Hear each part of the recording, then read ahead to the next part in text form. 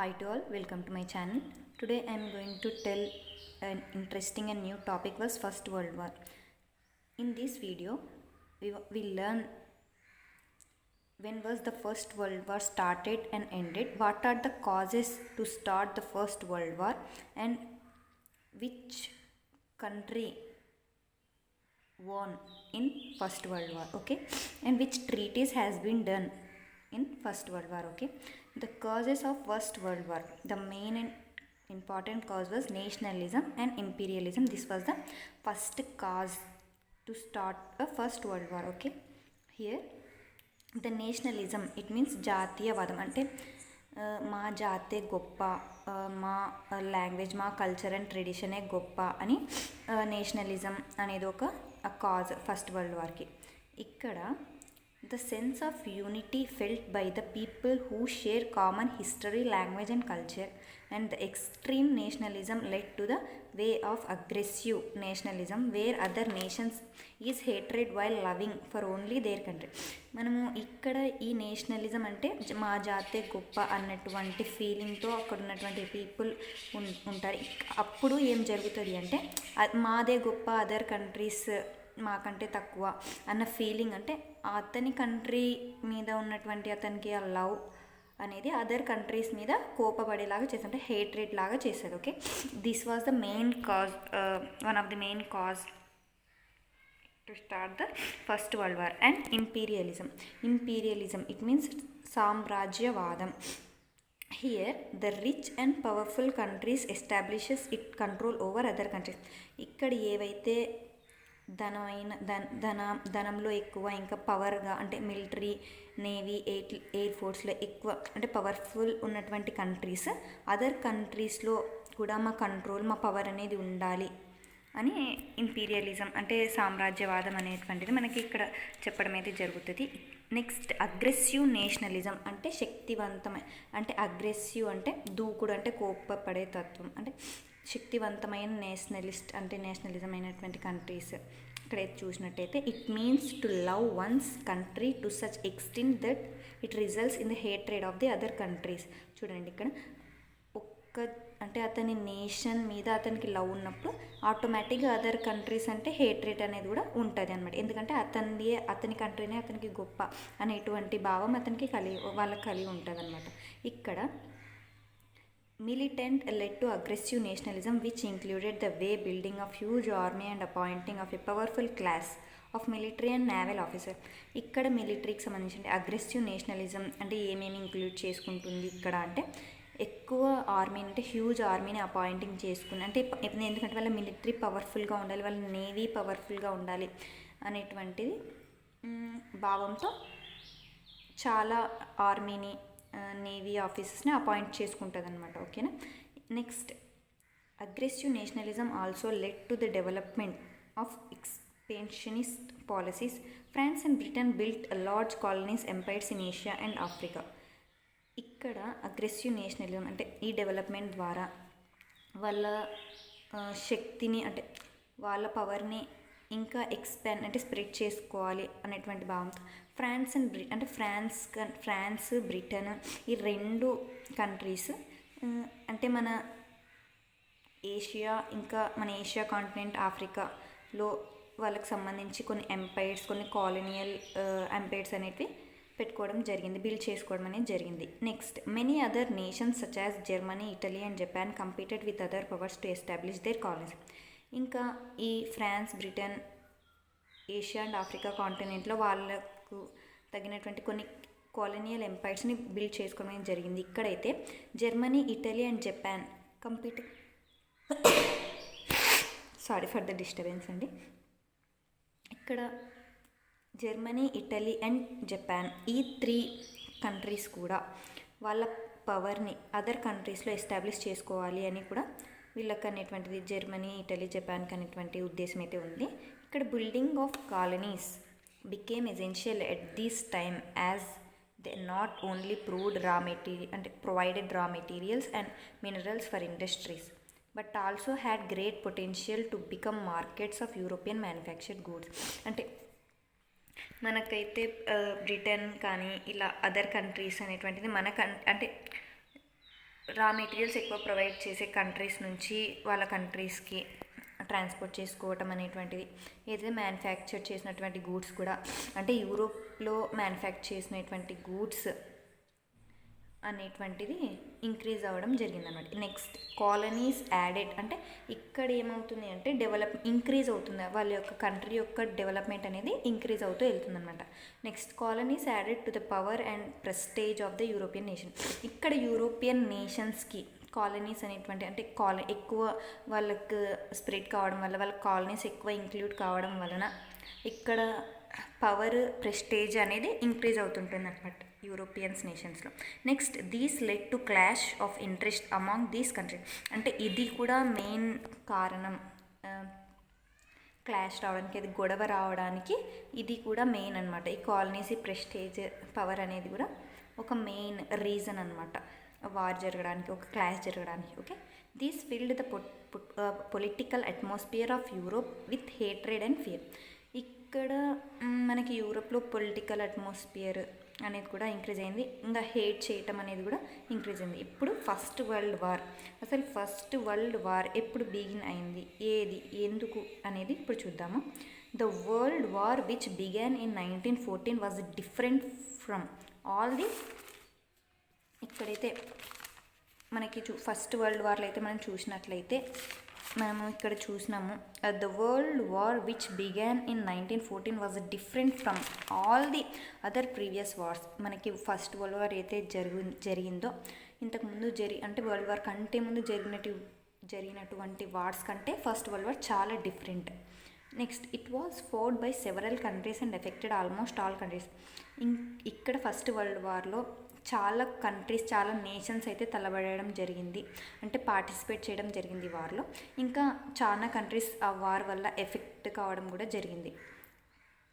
Next new methods of defence and destructions were used in it, అంటే చాలా new methods అంటే డిఫెన్స్కి సంబంధించినటువంటిది new methods అనేటువంటిది యూజ్ చేయడం జరిగింది మనకి ఫస్ట్ వరల్డ్ వార్లో. Because of the extent of the spread of the war, damage caused by it and total impact of the war was till now unprecedented in history. It came to be known as the first world war. మనకి ఇక్కడ చూసినట్టు ఇక్కడైతే చాలా countries first world వార్లో participate చేయడం జరిగింది, చాలా countries ఆ వరల్డ్ వార్ అంటే ఫస్ట్ వరల్డ్ వార్ వల్ల ఎఫెక్ట్ కావడం కూడా జరిగింది. ఇంకా న్యూ మెథడ్స్ కూడా ఫస్ట్ వరల్డ్ వార్లో యూజ్ చేయడం అనేటువంటిది అయితే జరిగింది. చాలా డ్యామేజ్ జరిగింది, అంటే వార్ చాలా స్ప్రెడ్ అవ్వడం వల్ల చాలా డ్యామేజెస్ అనేటువంటిది కూడా మనకి జరిగింది. మనకి ఫస్ట్ వరల్డ్ వార్ని కూడా గ్రేట్ వార్ అని కూడా అంటారు అనమాట. Next race for armament. ఇక్కడ ఆర్మమెంట్ అంటే military force or naval force అనమాట. ఇక్కడ ఇది కూడా రేస్ ఫర్ ఆర్మమెంట్ అనేది ఒకటి గ్రేట్ కాజ్ అండి. అండ్ ఇది కూడా వన్ ఆఫ్ ది చాలా పెద్ద రీజన్ అనమాట మనకి ఫస్ట్ వరల్డ్ వార్ జరగడానికి. ఇప్పుడు చూద్దాం. Because of aggressive nationalism and in the name of self defence almost every European nation began to pile arms. ఇక్కడ అగ్రెసివ్ నేషనలిజం ఇంకా ఏమి అంటే అగ్రెసివ్ నేషనలిజం వలన సెల్ఫ్ డిఫెన్స్ అనేది యూరోపియన్ నేషన్స్లో ఎక్కువైపోయిందనమాట.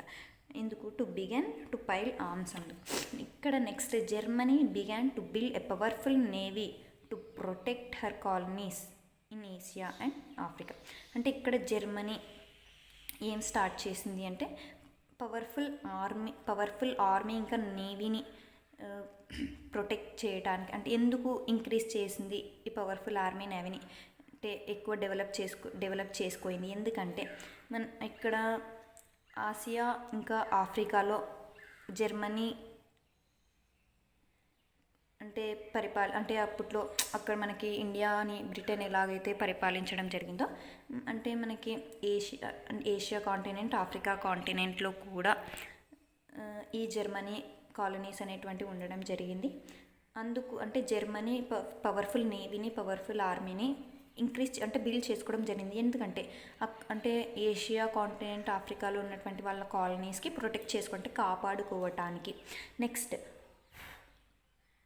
Built one of the largest ship.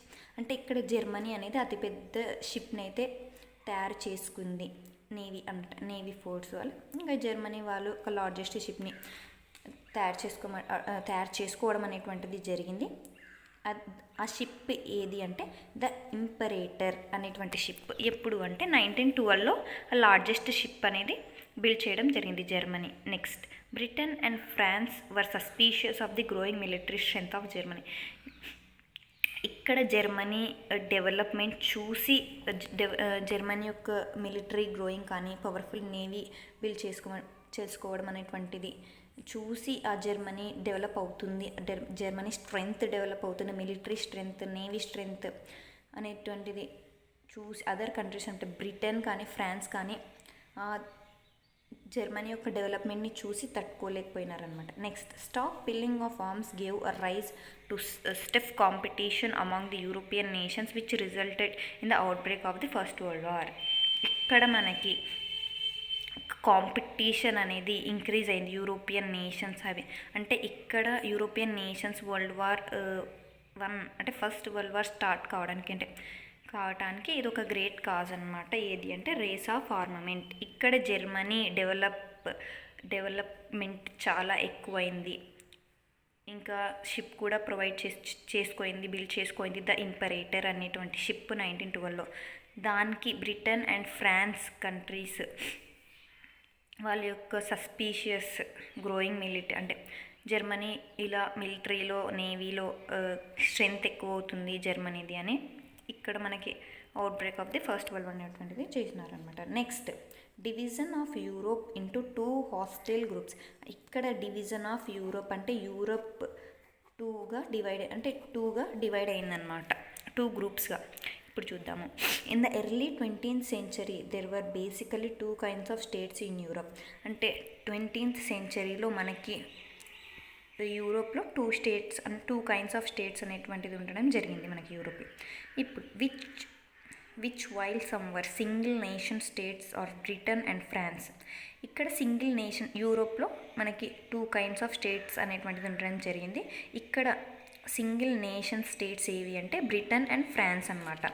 Next, other were imperial states. Single nation states వచ్చేసి Britain and France అయితే imperial states వచ్చేసి ఆస్ట్రియా అండ్ హంగేరీ.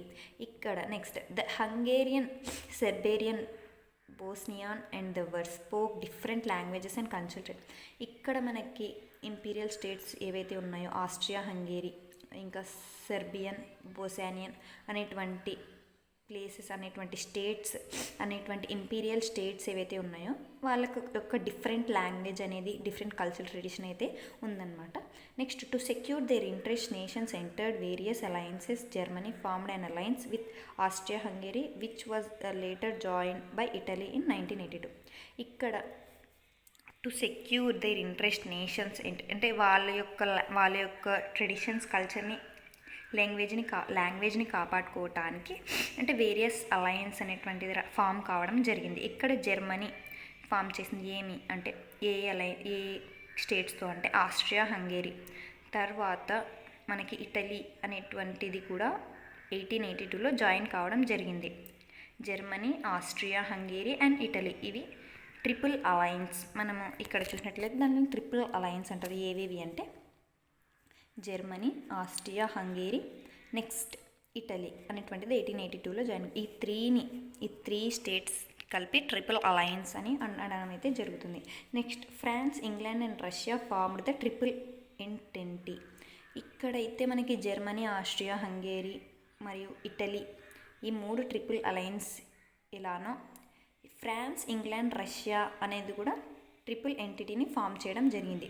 ఏ ఇయర్లో అంటే 1907. Okay, to counter the effects of formation of the triple alliance it was later joined by Japan. Formation of these alliance divided Europe into 2 groups.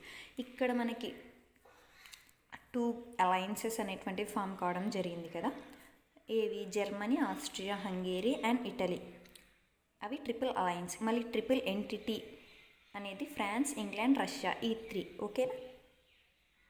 ఇది triple entity అనేది ఏ ఇయర్లో form అయింది? ఈ France, England, Russia అంటే 1907లో. ఓకేనా? తర్వాత Japan కూడా అలయన్స్లో ఉండటం అనేది ఇంక్లూడ్ కావడం అనేది జరిగింది. ఓకే, నెక్స్ట్ ఇంకొక main cause for first world war ఏమి అంటే murder of arch Duke Francis Ferdinand. అంటే ఇది ఒక ఇమీడియట్ కాజ్. ఓకే, ఇంకా దీన్ని సరాజేవో క్రైసిస్ అని కూడా మనకి పిలవడం అనేది జరుగుతుంది. ఇక్కడ archduke Francis Ferdinand was the heir to the throne of Austria Hungary. ఇక్కడ మనకి ఆస్ట్రియా హంగేరీ యొక్క ప్రిన్స్, ఒక లీడర్ అయినటువంటి ఆర్చ్ డ్యూక్ ఫ్రాన్సిస్ ఫెర్డినాండ్, ఇతను ఆస్ట్రియా హంగేరీని రూల్ చేసే అతను అనమాట. ఇక్కడ ఆర్చ్ ఫ్రాన్సిస్ ఫెర్డినాండ్ని చంపినారనమాట. ఏ ప్లేస్లో అంటే బోస్నియాన్స్ అనే ప్లేస్లో. ఎప్పుడు అంటే 28 జూన్ 1914లో ఆర్చ్ డ్యూక్ ఫ్రాన్సిస్ ఫెర్డినాండ్ని ఇంకా అతని వైఫ్ సోఫియాని కూడా చంపినారనమాట. ఓకేనా. Next, the assassination was planned by a secret society named Black Hand or Union of Death. ఈ ఆర్చ్ డ్యూక్ ఫ్రాన్సిస్ ఫెర్డినాండ్ని చంపే ప్లాన్ అనేటువంటి ఎవరు చేసినారు, ఒక సీక్రెట్ సొసైటీ అనేటువంటిది ప్లాన్ చేసినారనమాట. దాన్ని ఏమని పిలుస్తారు అంటే బ్లాక్ హ్యాండ్ లేదా యూనియన్ ఆఫ్ డెత్ అనమాట. ఇది ఎవరు చేసింటారు అంటే సర్బేరియన్ వాళ్ళకు కూడా మాకు ఒక యునైటెడ్ స్టేట్ కావాలి అనేటువంటి కారణంతో ఇక్కడ ఆర్చ్డ్యూక్ ఫ్రాన్సిస్ ఫెర్డినాండ్ని చంపి ఈ పథకం వేసి ఇట్లా చంపాలి అని పథకం వేస్తారనమాట. Next, after his assassination Austria served an ultimatum to Serbia making 11 demands. Out of Serbia accepted most of the demands except those of what would have led to have a loss of her sovereignty. ఇక్కడ మనకైతే అతను అంటే arch Duke Francis Ferdinand చనిపోయిన తర్వాత Serbia అనేది అంటే Serbia కొన్ని demands, ఒక 11 డిమాండ్స్ని అయితే పెట్టిందనమాట ఆస్ట్రియాకి. ఇక్కడ సర్బియా అనేటువంటి ఆ డిమాండ్స్ని అంటే ఇక్కడ యాక్సెప్ట్ చేసిన ఆ 11 డిమాండ్స్ని యాక్సెప్ట్ చేయడం అనేది జరిగింది. ఏది ఆస్ట్రియా హంగేరీ అయితే ఆస్ట్రియా ఈ యొక్క సెర్బియా తయారు చేసినటువంటి 11 డిమాండ్స్ని పెట్టినటువంటి 11 డిమాండ్స్ని యాక్సెప్ట్ చేయడం అనేది జరిగింది. ఎక్సెప్ట్ వాళ్ళ యొక్క సోవర్నిటీని అంటే సార్వభౌమాధికారం అంటారు తెలుగులో, సోవర్నిటీని, దాన్ని తప్ప ఇంకా 11 డిమాండ్స్ని కంప్లీట్ చేసినారు. Next, as a result Austria declared war on Serbia on 28 July 1914. ఇక్కడ చూడండి, ఆస్ట్రియా వార్ని అయితే డిక్లేర్ చేసింది సెర్బియా మీద. ఎప్పుడు అంటే 28 జూలై 1914లో. ఇక్కడ రష్యా అనేటువంటిది సెర్బియాకి సపోర్ట్ చేసింది. తర్వాత and started making participation for war on 1st August 1914. ఇక్కడ రష్యా సెర్బియాకి సపోర్ట్ చేస్తుంది ఆస్ట్రియా మీద పోరాటానికి. ఓకేనా. ప్రిపరేషన్స్ అయితే స్టార్ట్ అయినాయి. ఎప్పుడు అంటే వార్ 1st ఆగస్ట్ 1914లో ఇంకా యుద్ధం ప్రిపరేషన్ అవన్నీ ప్రిపరేషన్ చేసుకుంటున్నారనమాట. Next, Germany declared war on Russia on 4th August 1914. మరి జర్మనీ కూడా వార్ని డిక్లేర్ చేసింది రష్యా మీద. ఎప్పుడు అంటే 4th ఆగస్ట్ 1914. తర్వాత British declared war on Germany on 3rd August 1914. ఇక్కడ బ్రిటిష్ కూడా వార్ని డిక్లేర్ చేసింది జర్మనీ మీద. ఎప్పుడు అంటే 3rd August 1914. Next, Germany declared war on France. Last ఇంకా జర్మనీ కూడా ఫ్రాన్స్ మీద వార్ అనేటువంటిది డిక్లేర్ చేస్తున్నారు. Next, soon afterwards many other countries join and to the war on Germany with an aim of conquering German territories in the East. Turkey and Bulgaria joined the war. On the other side, Germany, Italy remained neutral for some time and declared war on Germany. ఇక్కడ ఏం జరిగింది అనేటువంటిది మనం చూసినట్లయితే ఈ war జరుగుతున్నప్పుడు ఇక్కడ మనకి ట్రిపుల్ అలయన్స్ ఏమి అని అయితే జర్మనీ, ఆస్ట్రియా హంగేరీ మరియు ఇటలీ. ఫైనల్గా ఇటలీ కూడా ఆ ట్రిపుల్ అలయన్స్ని అవుట్బ్రేక్ చేసింది. ట్రిపుల్ అలయన్స్లో నుంచి బయటకు వచ్చి జర్మనీ మీద వార్ అనేటువంటిది స్టార్ట్ చేసింది. అంటే చూడండి, ఇక్కడ Italy remain neutral for some time and declared war on Germany. Broke the triple alliance. ఇక్కడ చూడండి, అప్పుడు జర్మనీతో కలిసి చేతులు కలిపినటువంటి ఇటలీ కూడా వరల్డ్ వార్ టైంలో ఇటలీనే జర్మనీ మీద వార్ డిక్లేర్ చేసింది. చూడండి, ఇక్కడ అప్పుడు కలిసి ఉన్నటువంటి జర్మనీ, ఇటలీ, ఇప్పుడు ఇటలీనే జర్మనీ మీద వార్కి సిద్ధపడింది అనమాట. While Britain, France, Russia and their alliance came to be known as allied powers. ఇక్కడైతే మరి బ్రిటన్, ఫ్రాన్స్, రష్యా ఇంకా వాళ్ళ యొక్క అలైస్ అనేటువంటిది ఏం పిలుస్తాము, ఏం అంటాము అంటే అలైడ్ పవర్స్ అని అంటాం. Next Germany, Austria, Hungary and their alliance came to known as central powers. ఇవి allied powers and central powers. ఓకేనా. Next result of war. ఫైనల్గా వార్లో ఏది గెలిచింది అనేటువంటిది మనం ఇక్కడ చూసినట్లయితే మనకి అలైడ్ పవర్స్ వంటిది గెలిచిందన్నమాట. సెంట్రల్ పవర్స్ అంతా ఇక్కడ వార్లో ఓడిపోయినారనమాట. అంటే జర్మనీ, ఆస్ట్రియా, హంగేరీ ఇవి ఓడిపోయినాయి. ఫ్రాన్స్, రష్యా, బ్రిటన్ ఇవి గెలిచినాయి అనమాట వార్లో, ఫస్ట్ వరల్డ్ వార్. ఇక్కడ రిజల్ట్ ఆఫ్ వార్ చూసినట్లయితే the signing off the treaty of Versailles. ఇక్కడ ఒక ట్రీటీ అనేటువంటిది అయితే జరిగింది వరల్డ్ వార్ టైంలో. ఏమి అంటే ఆ ట్రీటీ ఎక్కడ జరిగిందంటే ఫ్రాన్స్లో అనేది జరిగిందనమాట. ట్రీటీ ఆఫ్ వర్సైల్స్ అనే ట్రీటీ ఫ్రాన్స్లో మనకైతే జరిగింది. ఎప్పుడు జరిగింది ఈ ట్రీటీ ఆఫ్ వర్సైల్స్ అంటే 28 జూన్ 1919లో మనకి ఈ ట్రీటీ ఆఫ్ వర్సైల్స్ అనేటువంటిది మనకి ఫ్రాన్స్లో జరిగింది. ఎవరు సైన్ చేసినారు మళ్ళీ ఈ ట్రీటీ ఆఫ్ వర్సైల్స్ అనేటువంటిది దాని మీద అంటే విక్టోరియస్ నేషన్స్ అనమాట. అంటే గెలిచినటువంటి nations treaty of Versailles accept చేయడం అనేది జరిగింది.